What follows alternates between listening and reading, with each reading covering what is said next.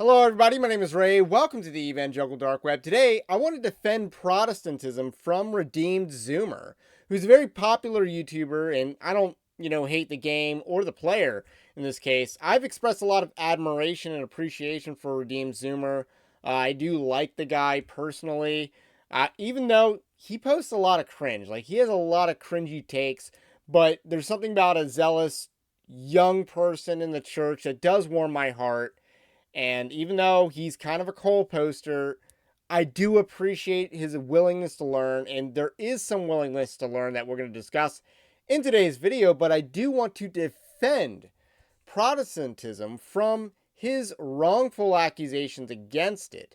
So that's going to be what we're going to discuss in today's video. But first, I want to let you know Evangelical Dark Web is a Christian news gathering and commentary ministry. You can support our work over at evangelicaldarkweb.org/join. That's linked in the description below. And you can also check out Winning Not Winsome, the first ever book of Evangelical Dark Web, 10 Commandments of Spiritual Warfare, which I do think does have some relevant material to this video if you want to learn more. So I want to highlight this tweet in particular. Redeemed Zoomer said, Protestants answer this. Why did virtually every historic Protestant institution get hijacked by liberalism and Catholic, Eastern, and Oriental Orthodox ones didn't? Why? This is supposed to say do, not to. Do we have to rebuild and they don't?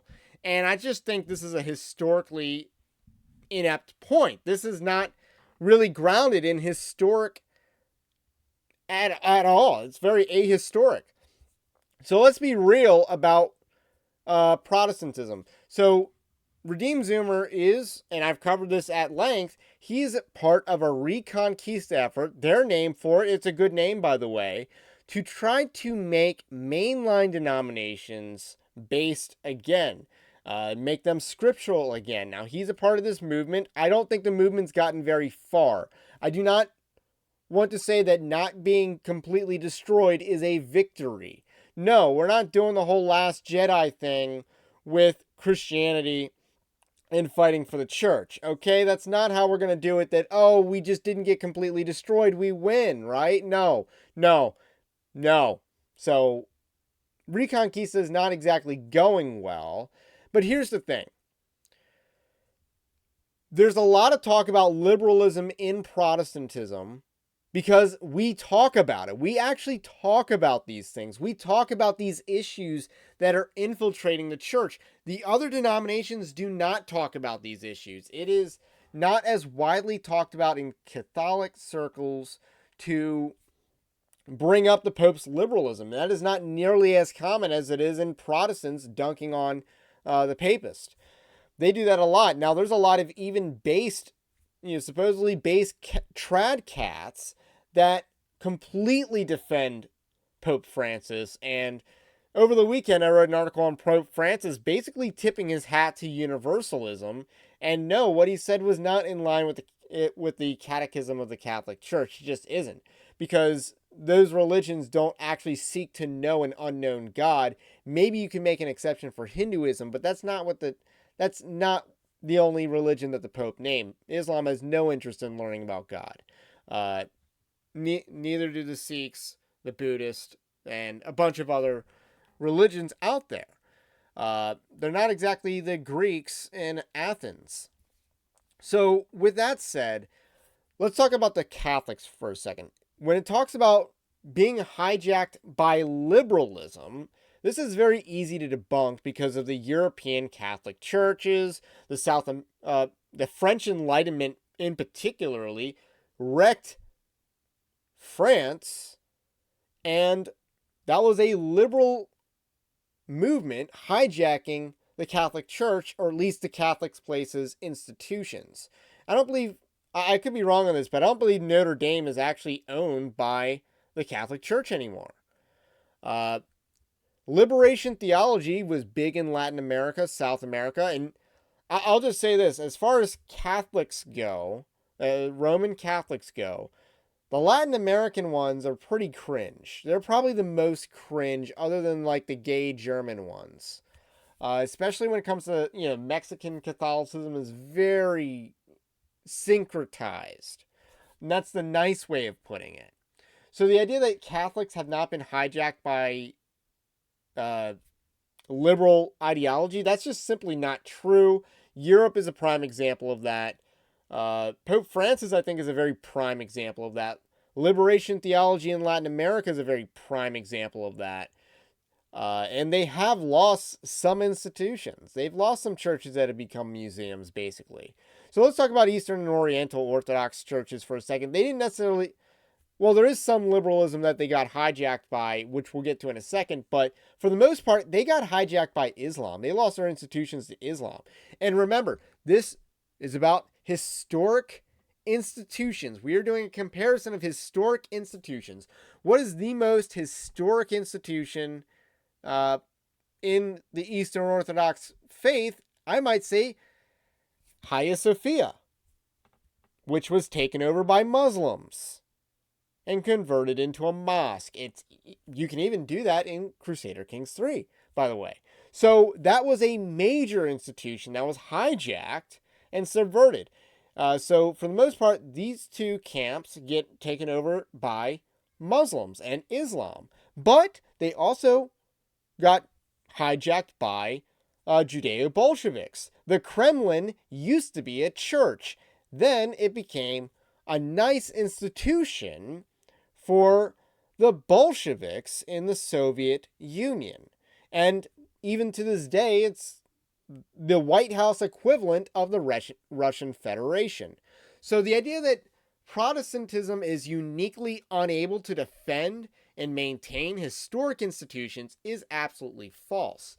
And to be honest, Eastern and Oriental Orthodoxes do have their issues with liberalism. It's just they're a demographically insignificant population in the United States, so you don't hear about that nearly as much. And here's the other thing about papists. American papists are probably a lot less liberal than papists abroad, specifically in Europe or Latin America. So America probably has better papists than those other areas of the world. Yet, they still vote 50% liberal, give or take, in any election. Evangelicals, somewhere around 82% conservative in any given election. It's not even comparable. And that's why religion is not the greatest indicator of how someone will vote, with a few exceptions like white evangelicalism, Mormonism for now, and Judaism. Those are the most, those are the religions that give you the most indication of how someone will vote. And I believe that the Mormons are actually going to rapidly liberalize in the next few years, if not decades, because there's nothing really holding that faith together other than the social fabrics, which are very much liberalizing. You saw that with the Mormons last year, or was it the year before, where they embraced the legalization of gay marriage. And they've also counter-signaled, grassroots efforts to oppose that. They did that in Idaho, by the way. I wrote about that at the time. So, white evangelicals are truly the lone bulwark holding America back from the liberal insanity. And it was very controversial, apparently, when Stephen Wolfe said that back in 2023. But it's true. It remains true.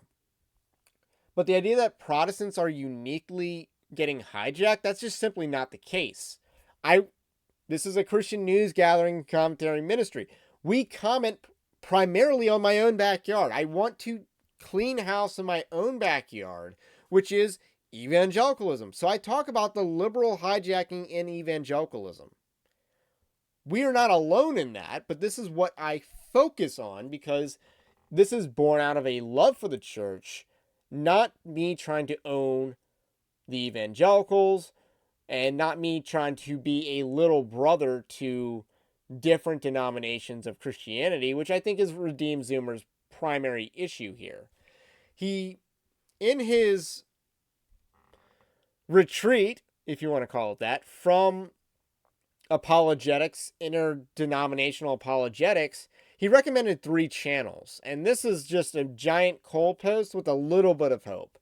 The first one he recommended was Gavin Ortland, who's a massive liberal. So he wants to, help Protestantism fight liberalism, but he's recommending Gavin Ortland, who is a flaming theological liberal, and, a lot of unorthodox views he has on sexuality, on creation and the flood, and the legalism of climate change, which was mentioned in Megan Basham's Shepherds for Sale. And then he mentions Jordan Cooper, the Lutheran guy, who's not based at all. He's an anti-Christian nationalist. There's a couple other liberal things about him, but yeah, that guy's not solid. But then he mentioned the other Paul, which is a solid